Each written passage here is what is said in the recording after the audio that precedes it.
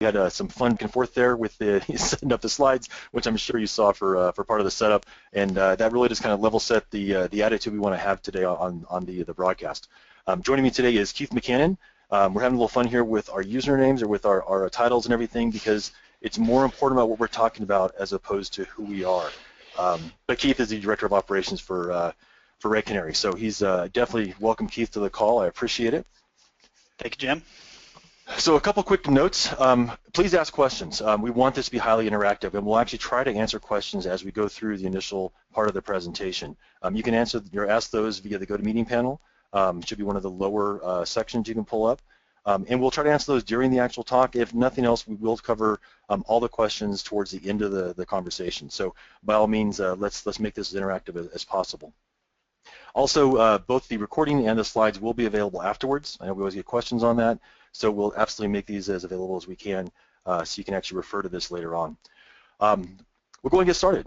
So the agenda today, we're going to talk about the average timeline of an attack. This is based on some of the surveys we've accomplished, as well as endpoint visibility, what Carbon Black can provide, and then really dive a lot deeper into moving beyond the indicators of compromise and the IOCs themselves.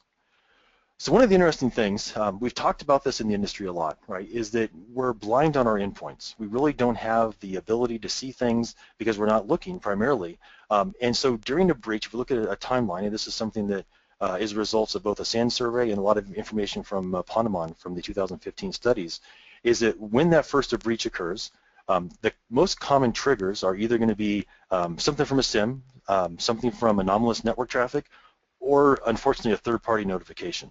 Right, this is a wonderful time when the Secret Service or the FBI knocks on your door and advises you that you've been breached, and then all of a sudden we're in a massive recovery mode. And so during that process, right, the first thing we start doing is looking at it internally. And very quickly we identify the fact that we need to call in additional help, right, call it the A-team, so to speak. And so these additional experts are brought in to do that incident response services and really look at our environments and try to determine what was the cause of the breach and what was actually occurring that really led to the current state of affairs.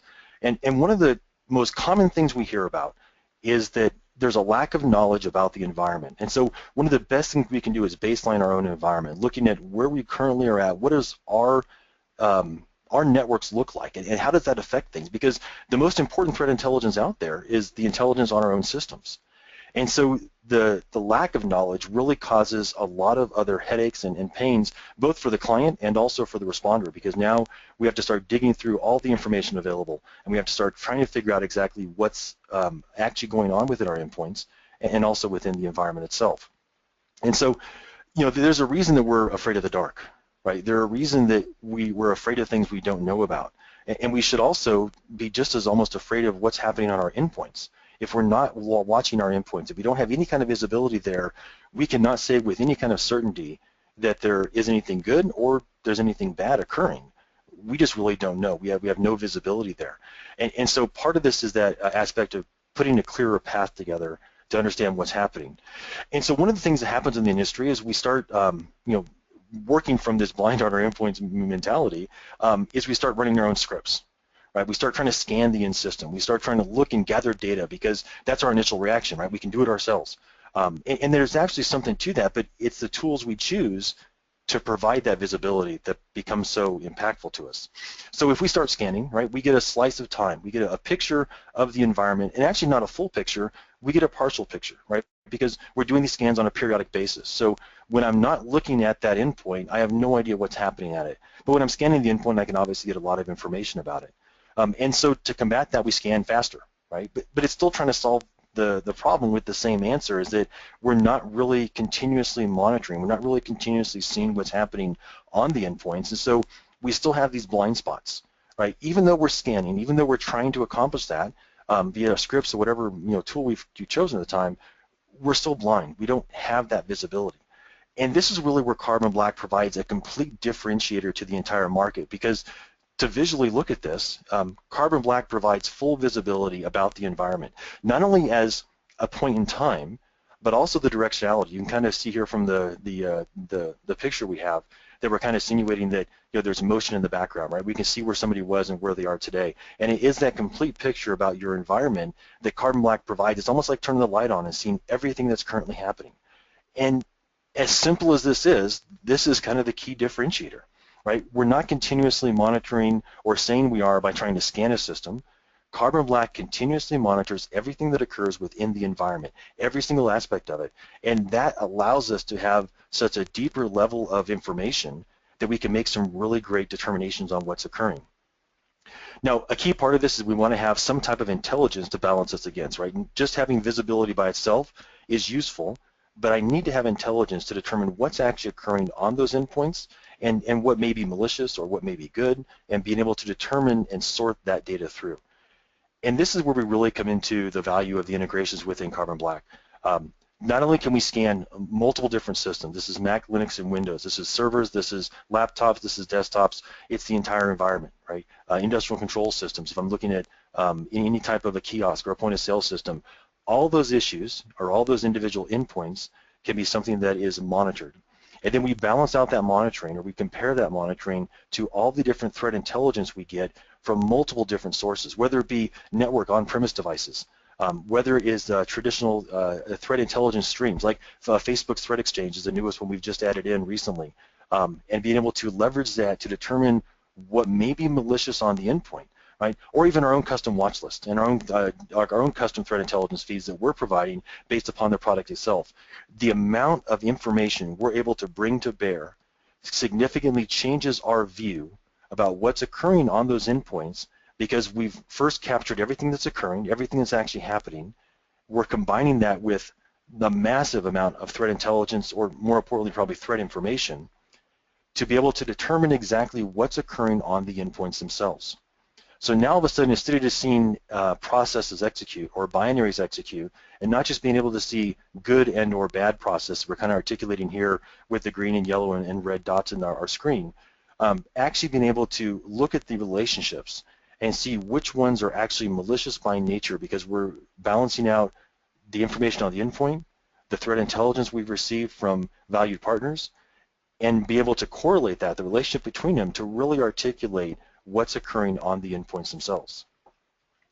And so this really is the value point of Carbon Black, being able to combine many different integrations, investments you've already made in many different security architectures, and combine that with visibility on the endpoint to really and properly identify where our threats are in our environment. Now, an interesting aspect is IOCs are a very useful tool, right? But they're not a solution. So if you think about it, I've explained the challenge that we're trying to overcome, and hopefully you get that why the endpoint visibility is so incredibly critical to really address what's happening on our endpoints. Most organizations don't have the manpower or the expertise to really manage through all those different aspects that Carbon Black provides. Most folks turn to indicator feeds and rely just strictly on those indicators of compromise and really the shortcut to processing all the identified threats. We've made it incredibly easy to take in these multiple indicators and be able to validate those against all the information on the endpoints. But the amount of time it takes to get from the indicator to the root cause, to actually do the investigation, CB can be a massive force multiplier. But many organizations don't have the dedicated staff to really even use that, right? I mean, some do, and some absolutely have incredible staffs we've worked with. But we find that many customers really are challenging there. And this is where Red Canary offers a completely different aspect, right? A different, very powerful and affordable alternative that really changes that manpower limitation to properly leverage the visibility that Carbon Black provides. So Keith, I don't want to sell too much of it. I want to kind of hand it over and let you explain some things and tell me where I've gone wrong on that, but I just want to kind of set that up there. Yeah, thank you very much, Jim. I appreciate it, and appreciate all the background, and thanks to everyone else for attending.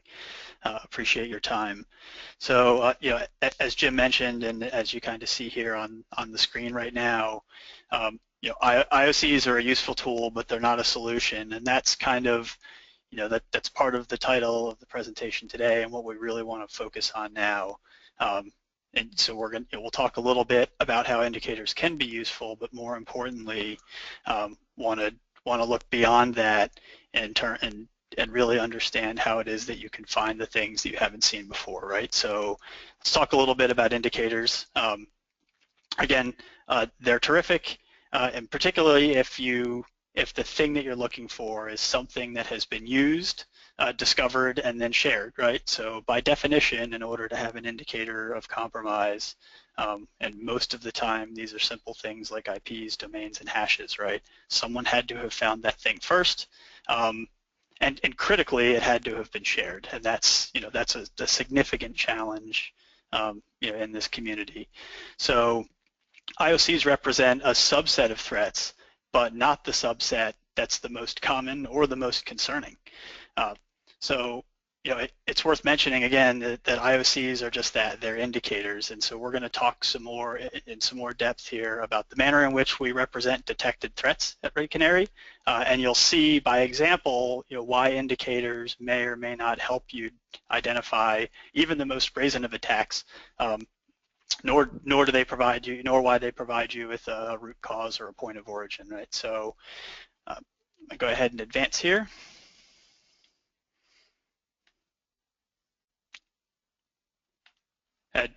Sorry, cool. Sorry, a little bit of slide handoff trouble. So first thing we're going to look at are some numbers from our years of operation here at Red Canary. So what you're looking at is the breakdown of every threat that we've detected on behalf of our customers based on the manner of detection. So as you can see, just over a quarter or just less than a third, if you choose to look at it that way, of our detections are indicator derived, and an even smaller slice come from third-party indicators. So these are indicators that are available either openly on the internet or even through closed communities or proprietary feeds. The rest were discovered only through one or more of those remaining approaches that you see in the bottom left, so behavioral analysis, analytics, or analysis derived from the binary files that we get themselves. So this is a good time to drive home an important point. So we're relying on Carbon Black for endpoint data collection, right? It's a sensor, an operating system driver, and it's only recording things that are happening on the endpoint via a running process, right?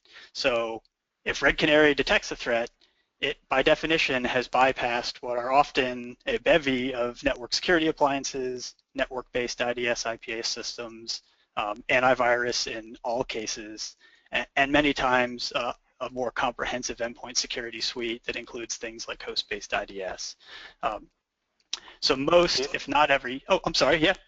Yeah, so I had a point here. I mean, this is an important, I think, really factual thing we want to come to. Oftentimes we talk about indicators. Indicators are things we might see somewhere in our security environment. The indicators you're talking about, these are things that actually existed on the endpoint, not only existed, but ran. It's not saying that it may be there.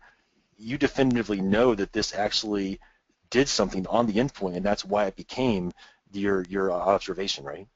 Yeah, absolutely right. So it's ground truth from our perspective. And if it's happening again because it's it's already manifested itself, then most, if not every, safeguard that was meant to prevent that thing from occurring has failed.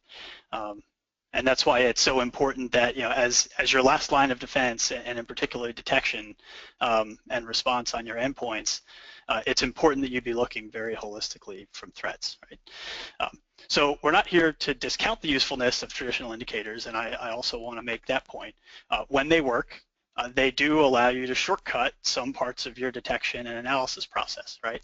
If you found a thing before and you've got a high level, a high degree of confidence in that indicator, you can save yourself a ton of time and you can find it faster the next time by using traditional indicators. So it saves time and that saves money, both directly in terms of labor and indirectly in terms of data loss and remediation.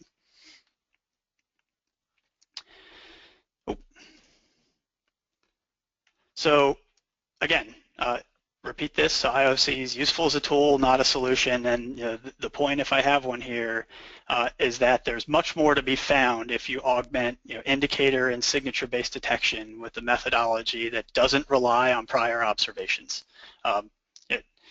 You're going to find a lot of things using indicator and signature-based detection, but you're never ever going to find the most novel or the most damaging attacks if you limit the scope of view to things that have been found before. So now we're going to take a look at, we'll start kind of, at what what may usually be the end, right? So we're going to take a look at what we refer to as a noisy Brazilian. So this is an exemplar detection, relatively recent, that came from a Red Canary customer endpoint. So before we dive into methodology, which we absolutely will, I wanted to share this product of our technology and process. So to set the stage for what you're about to see, we're going to look at a complete attack here that we detected, including delivery and initial exploitation, establishment of persistence and remote access, and a near successful achievement of the attacker's objective. This is on a patched Windows 7 endpoint running a market-leading endpoint security suite. So this endpoint suite included antivirus and host-based IDS. Oh. Slide fun. Apologize for that. So some background on the victim organization here and a high-level overview of the threat, right? It all to you. The engine observations at the top, I'll call those out first. So those are a simplified representation of the categories of activity that our engine observed. So very seldom does only one detector category appear. Right? It's common for us to have a few. It's very uncommon for us to see this number of them. And you can tell just by skimming over those quickly that you've got almost the entire life cycle of an attack represented here.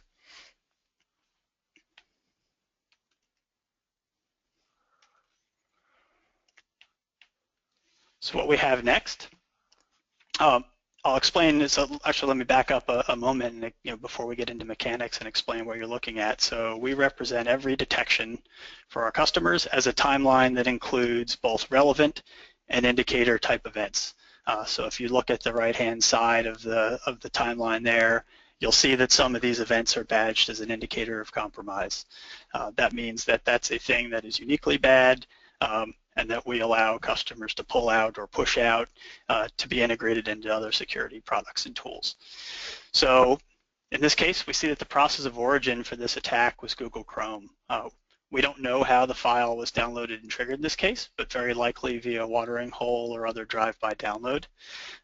Of particular note here is the fact that there was a signed binary used to deliver the first stage payload. So the use of stolen and resold code signing certificates is increasingly common, and they're used to give the attacker a greater chance of bypassing some of those early stage safeguards to include simple things like user prompts that are either going to warn of or outright block execution of unsigned code.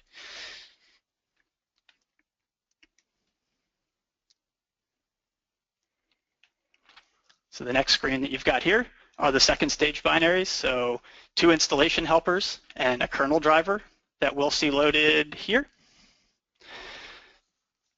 via the SC command at the top. So then the next event there is just a drop of another binary that's going to be used at a later stage. So the substantive bit in this piece is the installation of an OpenVPN client. I mentioned before that we're going to look at a somewhat brazen intrusion, and there's a reason why we call this the noisy Brazilian, and that this is a very, very noisy attack overall, right? They're putting a lot of moving parts on this endpoint. This one being perhaps the most damage and brazen of them all. So again, installation of an OpenVPN client complete with the on-demand creation of configuration and key material. In this instance, OpenVPN happened to be set up in bridging mode, so what the attacker did was effectively make this victim PC an extension of the attacker's LAN. So now the VPN's up. We have a SOX proxy installed so that network traffic and notably browser activity can be routed via that VPN. We also see the attacker make a firewall modification to ensure that outbound communications aren't blocked, nor is the user prompted to allow those things explicitly. And the nail in the coffin here is the installation of tight VNC in case the attacker needs or wants full console access to this system in the future. And there's one more, again, pretty brazen step that we omitted from the slide just for the sake of space, but after this set of activity completed, after these 3 steps completed, The very next thing we saw was an instant reboot. So the attacker used the shutdown command and literally just blindly rebooted this box, presumably to make sure that the VPN and the proxy, both running as services, came up at a correct time. And lastly, we're able to see the attacker's objective. Sorry, that didn't advance well. So when the victim attempts to access the Bank of Brazil, Privacy, which is our SOX proxy here, redirects the traffic through the VPN to the attacker's very own Bank of Brazil lookalike site. So the network address there that you see is dynamic DNS, so we see that that's used very, very commonly by actors, very rarely used for good things in our experience. But on the back end of that OpenVPN connection, so if that victim goes to a Bank of Brazil website, they're going to be blindly passed through that VPN. They're going to receive a dummy site that's operated by the attacker, and then when the victim logs in, the attackers now obtain clear text credentials and presumably unfettered access to that account. So fortunately, despite a complete lack of malware or network-based indicators, and I want to stress that, right, as we looked through all of these things, there was no known malware used. The first and second stage binaries had no detection on virus total for days or up to a week after this was discovered, and most of that is because we were explicitly sharing some things with a number of other firms. So complete lack of malware, network-based indicators. Everything that was installed here, Privacy, OpenVPN, TightVNC, these are all freely available and perfectly legitimate pieces of software. So by looking for a wide range of suspicious and malicious behaviors on the endpoint, regardless of known indicators of attack, we're able to isolate this endpoint on the network, notify the victim, and prevent capture of any sensitive information. So getting back to where we started here, you need to look past IOCs for endpoint detection, right? No first or third party indicators helped us find what you just saw, and had we been reliant on the presence of any of those indicators, the attack absolutely would have succeeded, and thankfully it didn't, right? So now we're going to go from looking at some examples of that product into explaining how this detection materialized and how exactly we found it. Hey, Keith? Yeah? There was a question really quick. So what is the level of difficulty to get the output that you were seeing there in the previous, actually one back, I think, in the analysis that you went through, right? So, I mean, first off, it's great to see additional expertise applied to the data we're collecting. I think the question was really around what is the level of difficulty to get to that necessary output, right, where you had the noisy Brazilian kind of breakdown of exactly what happened on each and every level. So it can absolutely be difficult, right? So if you imagine what we saw in Carbon Black and what any user would see in Carbon Black as all these things take place, almost every one of those entries in that timeline was a unique process, and there are they're doing a bunch of complicated things, not challenging necessarily, but complicated and involved in the sense that there were a lot of processes that derived from those that you didn't see. So you've got to bring, if you're looking at this just in terms of straight telemetry, you've got to go through all of those processes. It can be pretty laborious and time-consuming. We've built a platform, no tools exist to do this, so we've built a platform that allows our analysts to go through essentially a coalesced timeline, and we'll talk a little bit more about this when we get into our analysis process. But level of effort for us is not that high because we built a platform that is designed specifically to present this to analysts in a way that allows them to mark and annotate those things quickly. Perfect, thanks. Yep. All right.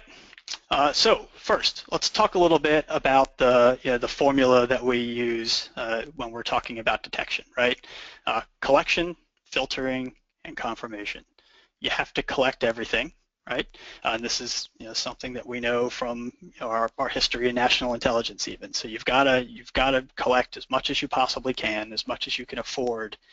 Then you have to filter what you've collected. So you've got to extract items of interest from this crush of data. And then you've got to take the critical step of confirming whether the things that you filtered out are actual threats that you need to action, or if they're false positives. So let's take a little bit of a look at what we collect.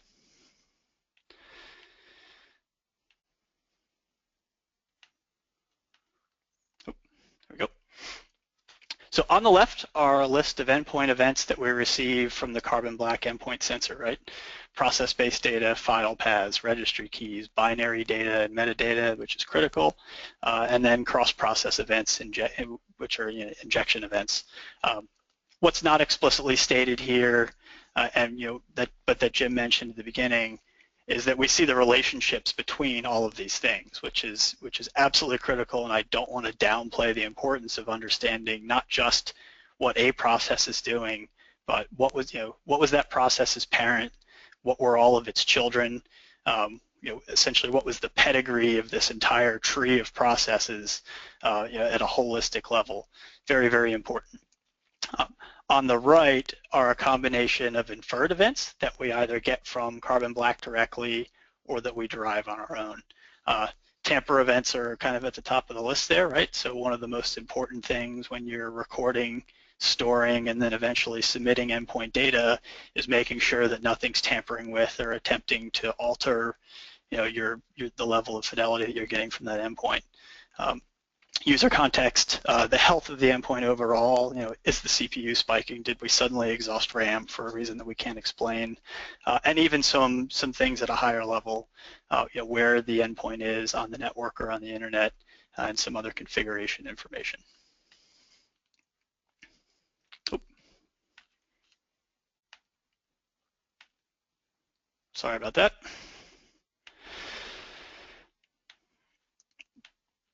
All right, so we've got all this data, right? So we're getting all the data from Carbon Black, the items that we just explained. But before we get to alerts, which is what everyone expects, you have to process endpoint events. We see around 250,000 per endpoint per day. And every one of those events now has to be enriched, it has to be correlated, it has to be coalesced. Carbon Black does some of that for you. If the faster that you want to work, the more of that you need to do on your own. And then you've got to perform enrichment, which is often at the per artifact type level. So if you have an IP or a domain name, you might enrich those in one way using one set of data sources. Binaries may be enriched in another way to include things like dynamic or static analysis, in addition to checking against threat information holdings to figure out if it's known bad, right? So the result is that you've got this tremendous amount of data coming in.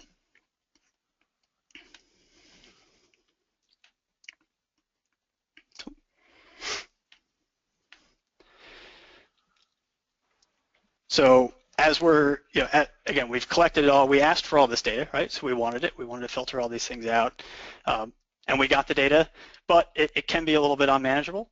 And so we do a little bit of pre-processing and classification to clean that up before we go ahead into the next step, right, which is going to be filtering. So Keith, there's a question I want to bring up. So it asked, if I already have Bit9 plus Carbon Black, do I need to deploy another agent? Is what you're presenting here another agent on the endpoint that's doing a collection? And kind of explain where Canary leverages what Carbon Black provides. Yeah, that's a fantastic question. No, there is nothing else that you need to deploy. So the Carbon Black endpoint sensor is our sensor of record, right? That's our view into activity on the endpoint. So everything that we do, all of the enrichment that we perform, that's all done on top of that pool of telemetry that we're getting from Carbon Black off of endpoints. So there's nothing else to deploy. And if the question was, how are we doing what we do with that, very briefly, so Carbon data from the sensor flows to the Carbon Black server. We essentially take a T of that data, and so we take a copy of the raw. it's protobuf, right? So it's a structured data format coming off the sensors. We take our own copy of that, pass that through our engine, which is where all of our detection, correlation, visualization, enrichment actually occurs. So truly using Carbon Black, as the platform that it was designed to be, and taking advantage of the message bus, which is a critical feature of the Carbon Black server if you're dealing with this as a large enterprise or as a service provider. So really taking what's already available there in the UI, but taking that underlying data out and being able to do some really powerful things with it in a platform of your choosing. Does that answer the question? Absolutely. Great. All right. So so now we can start to filter events of interest, right, from all of this enriched telemetry. So the first thing we need to figure out is what we want to get out, right? So what do we look for if we've got all this information streaming in? We can place most everything into one of four big buckets. So we've got known good things. Not everything that happens on the endpoint is bad, obviously. Almost all of the endpoints that we see have a legitimate purpose. You've got known bad things. This is where IOCs can help, right? So they may be able to augment what you're doing here in terms of finding things that have been found before. Unknown bad things, which is where it gets to be really interesting. And then good things gone bad, right? IOCs can help very occasionally here, but this is tough for some of the reasons that we're going to explain.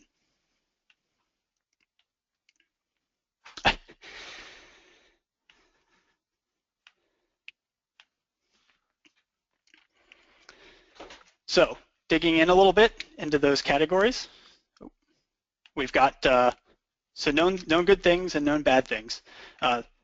Again, these are the easiest to find. Known good things are not necessarily what you think, right? So these are, in most cases, these are only things that we know to be good because we've surfaced them as potentially bad and then explicitly identified them as good.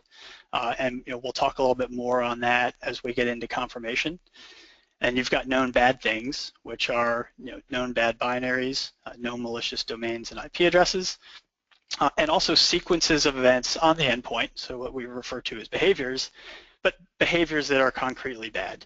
There are absolutely things that happen either within a process or across multiple processes that have no redeeming quality and that we've have a very low false positive rate or no false positive rate at all.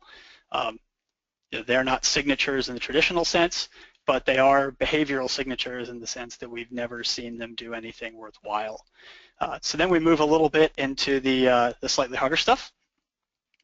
So we've got new things here, right? And we lump a whole bunch lump a whole bunch of things into what we refer to as new, right? They can take many forms. Some are simple to identify, though not necessarily easy to analyze or disposition. So these are your newly observed binaries, newly observed domains, even newly observed users. So was a user created somewhere in a way that made it suspicious? Others require some more legwork to identify and analyze. So newly signed binaries. This is one of the, if you recall from the from the example we gave earlier, that was one of the things that led us to determine that this was bad very, very quickly, right? Was the binary signed too close to the time that it was first observed on an endpoint? It's very typical. Obviously, there's software. There are some pieces of software that get updated very frequently, but we know from observation and looking at a pretty massive set of this data over an extended period of time, that there's a window in which you should not see something signed and then execute.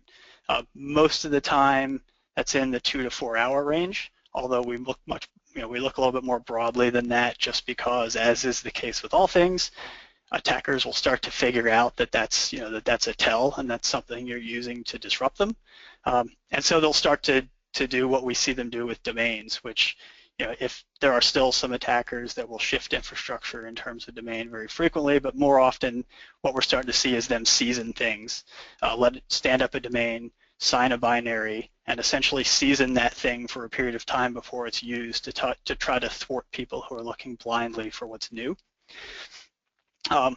And so we could build up a profile when you get into the user behavior analytics. You can start to do some neat things here, right? So we can build up a profile of all the applications that users executed. We can look at every endpoint that the user's been on and map those things together. We can also add in time of day, right? And that allows us to ask some pretty interesting questions from a detection and analysis standpoint. So for instance, why is Jim's account active on an endpoint he's never used before? And why is he running an application that we've never seen him run to date? You can also, you can turn that a little bit and say, why is he active on an endpoint he's never used before at a time that we've never seen him work? So you can do some really, really interesting things, looking in that sphere of what's new. And then you've got what we consider to be the harder stuff at the bottom here, which are unusual things and what we refer to as good things gone bad. So these techniques, in particular, good things gone bad, have a ton of velocity right now. This is abuse of things like MSHTA, PowerShell, WMI, WScript, and CScript. They're tools that you can't rip from your environment, and the attackers know that, right? So now you've got to do the harder and more time-consuming thing of inspecting how those tools are being used, in what user context, what are the command line arguments being passed to them, what type of periodicity exists, if any. So you have to look at how they're being used instead of whether they're being used at all. So this can definitely be a little bit more of a challenge. Oh.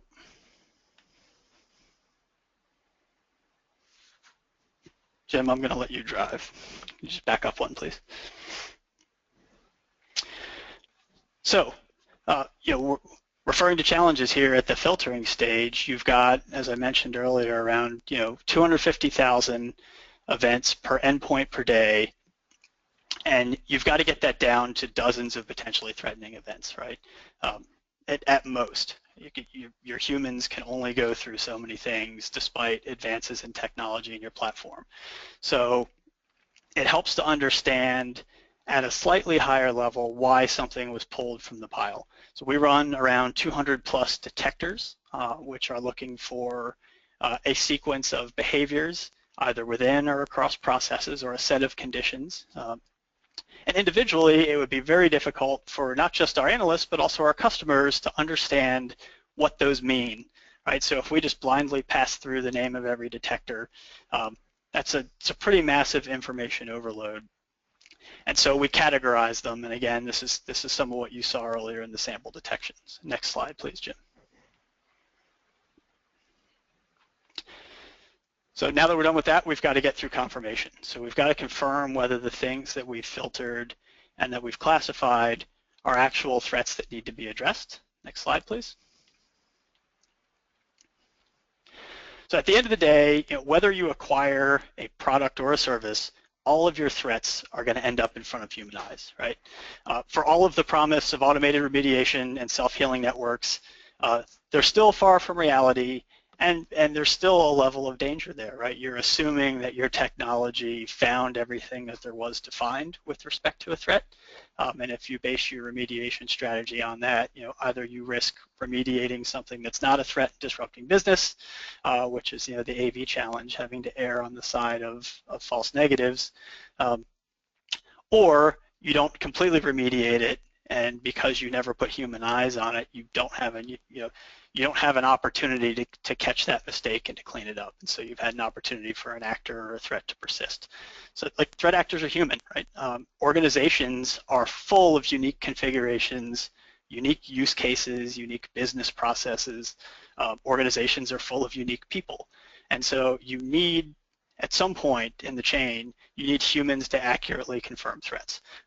Unfortunately, experienced threat hunting humanoids are expensive and they complain a lot. So assuming that you have either your humans or someone else's to review potential threats, you need to carefully measure efficiency, accuracy, and most important of all, you need a platform that can use their decisions to improve filtering and context moving forward. You certainly don't want your limited human resources performing repetitive tasks just because your SIM or the software that you have available isn't able to take a past decision that they've made and use that to improve, the quality of decisions they're asked to make moving forward. Hey, Keith. Yeah, what's up? Let me interject. It actually was a question. I think it's an appropriate time. So if you look at the difference between a SIM, right? So a SIM can obviously correlate a lot of data from a lot of different detectors, right, within the environment, whether it's carbon black or Bit9 or network perimeter and everything else. And that dumps a lot of data for a humanoid, as you put it, to go through. How does the Red Canary solution differ in that aspect? Yeah, great question. And that's the difference that what we've implemented in order to differentiate ourselves, and so that we, just simply so that we can deliver our service in a scalable way, really heavily focuses on implementation of a feedback loop that's built into our platform at a very low level. So we'll use a practical example. If you've got data flowing into your SIM, even if you're performing some correlation, there's a limit to how you're able to represent that, the analyst's decision, and how that can be applied automatically without having to make the decision and then go write a rule to data that's flowing in. So you often can't do things like say, all right, well, I got an alert related to this binary is okay.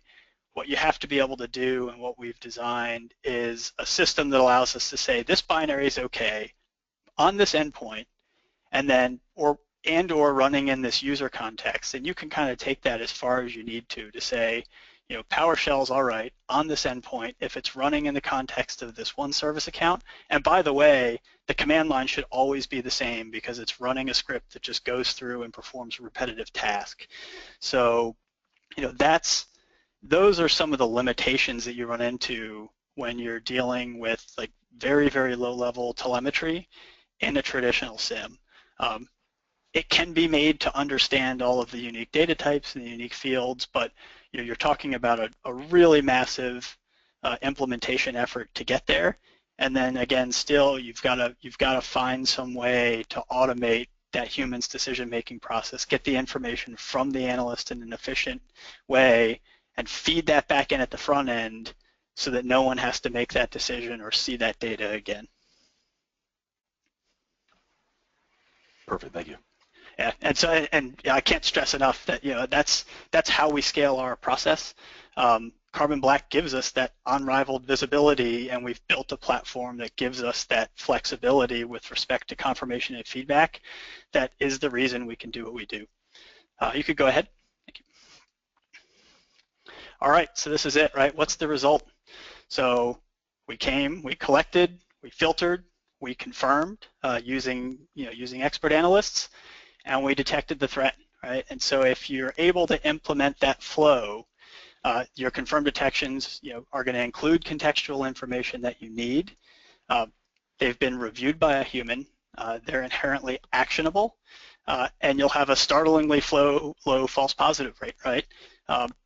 And one of the most important things of all is that you're going to cover the broadest spectrum of threats possible.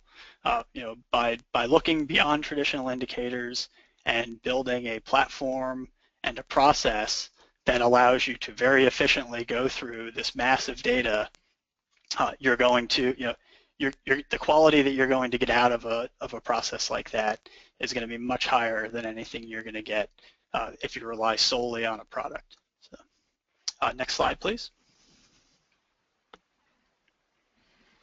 So we summarize here, right? What do you need? You need endpoint visibility platform. So we've got that in Carbon Black. You need comprehensive threat detection, and a lot of that we've only been able to build up because we've been at this for years, right? Software is funny, people are funny, and so it takes a lot of time and a lot of experience and a lot of measurement and tuning to get that to the point that you get a high level of quality output, even in the face of like exponentially larger inputs. And again, you need that expert team for confirmation.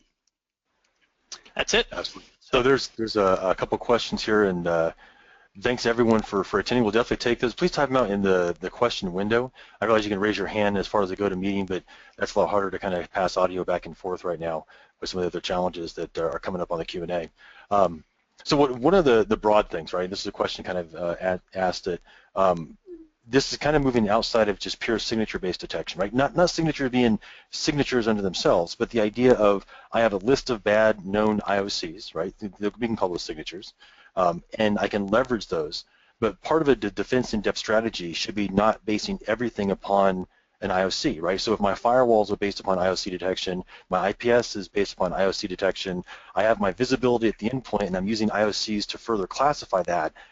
All of that is the same detection method, right? It's all IOC based. So what you're kind of describing is actually a move away from that, where you're using a different defense in-depth strategy where you're using a additional correlation or feedback loop where I'm taking the information gathered from the endpoint, I'm redirecting that back into Carbon Black or basically refiltering again to really come down to an actionable instance, and that's leveraging some of the intelligence that you're providing as a managed service provider for your clients. Is that correct? Absolutely. Yeah, that's absolutely right. And that really is, if our mechanical product are these detections, and although what we really aim to do is provide actual intelligence to customers. That if we have a goal as an operations guy, right, that's it. So it's much more than detections. It's giving you detections that are in context and looked at by an expert, which if you subscribe to the view is the definition of intelligence and what differentiates intelligence from simple information. That's what we're trying to impart. And because of Carbon Black, we're sitting on this massive pile of data that we can also look at in other ways, right? It's not just letting the data stream through, promoting an event and then sending a detection out the door. Really constantly looking at new views of this data that we can give to customers, new reports, and new ways to look at it even at a macro level. Perfect. There's been a couple of questions. I'll kind of summarize all these in one, and really to be an after, I think, after the call, kind of an answer. But there's been questions on pricing. There's been questions on, how do you structure it and everything, and also on partnering. And if you're, do you solely see yourself as selling directly to customers? Do you see yourself as also supporting MSSPs and providing the service as a white box solution in a sense? I think the answer to most of these will be, let's talk after the call, but I at least wanted to bring that up and give you the opportunity to respond. Yeah, absolutely. So, we work directly with organizations of all types, right? It's very common for us to come in particular. So a great example, we've got a number of IR providers that we work very successfully with, even either as resellers, but more commonly as partners in the sense that they have a customer who's experienced a breach. They're already using Carbon Black in many cases to expedite their incident response. And once you've got that visibility in an environment, and once you've experienced the breach and the cost associated with that, we've been very, very successful helping those customers at a very affordable price transition from IR into a managed service through us. In some cases, that includes maintaining a relationship with that IR provider who may be providing ongoing services, and in some cases it doesn't. But yeah, it's very flexible. Perfect. Another question on integration. So obviously, you're leveraging Carbon Black as a tool. I mean, it's a platform, but let's just kind of summarize that. You're just leveraging that Carbon Black platform within the customer environment. What if the customer wants to integrate additional threat indicators, right? So they do have valuable feeds within their organization, whether it be from network and perimeter devices, or maybe they have their own malware detonation engine. Can you speak to how that may be integrated, or how you might use that within the Red Canary service? Yeah, that's an awesome question. This is something that comes up, in discussions with almost every new customer. So, Red Canary is delivering a detection and response service. Our aim is to make this much simpler than it is in most cases, and orders of magnitude more affordable than it would be if a customer did this on our own. That said, we're not taking anything away in the process of doing that, and that's very important. So as a Red Canary customer, we're hosting your infrastructure for you, right? So for almost all of our customers, we host their Carbon Black server. That allows us to deal with things like patching, scaling, configuration control, but the customer has complete administrative control over Carbon Black. Many of our customers use custom feeds. depending on industry vertical, things like feeds from their ISAC. Our defense industrial base customers would have the DIB threat feeds coming in, and the healthcare side, you've got their ISAC. So very, very common for our customers to have not just a want, but a need to put their own intelligence or threat information into Carbon Black, and nothing that we do precludes them from doing that. So it's essentially as though you bought Carbon Black on your own and have now added this powerful service on top of it. Great. There's another question based upon, it was actually, I guess, for a previous slide. So you mentioned something where you highlighted that there's a new binary, there's a signature time that matched pretty closely to the first time that the actual binary had appeared. So just speaking, I'm trying to reword the question here. Based upon the time frame, right? When you see new binaries and new domains, how does a service work within or to identify those suspicious time frame events? So it's very much a scale, or it's very much cyclical. So what we'll do is, we can afford to look broad, right? Again, we've got platform and we've got people whose job it is to absorb some of the false positive rate for customers. So what we'll typically do, so let's take the newly signed binary example, right? So once we keyed in on this as a thing that was starting to, gain some velocity, as an attacker tactic, we said, all right, well, even without looking back over all the data, let's just go ahead and let's say that anything underneath a week we'll consider to be squirrely, and it's certainly suspicious enough to warrant a quick look. We'll start there, and then as we go over time, we'll continually measure and hone that. We may even have 2 detectors, one that looks much more broadly, a week or 2 weeks, another one that looks for things that are on that very small scale of 2 to 4 hours, where we know we've got a really high conversion rate from signing time to a confirmed threat if it's within 2 to 4 hours. So that's kind of how we get there. Like all things, it's definitely a learning process. We're always tweaking and tuning the criteria for filtering, and also what we ask of our analysts in terms of feedback coming out the back end. So you mentioned the feedback loop, but I think this actually plays into kind of a concern of everyone.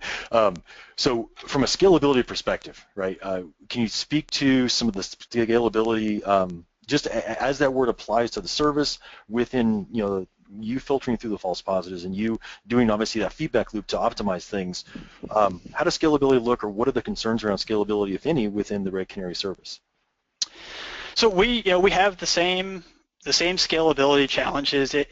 If you've ever built a SOC, right, and so if you've ever had to deliver this type of service to an organization, and in our case it's just many organizations, but principally it's the same, you've got the same concern, right?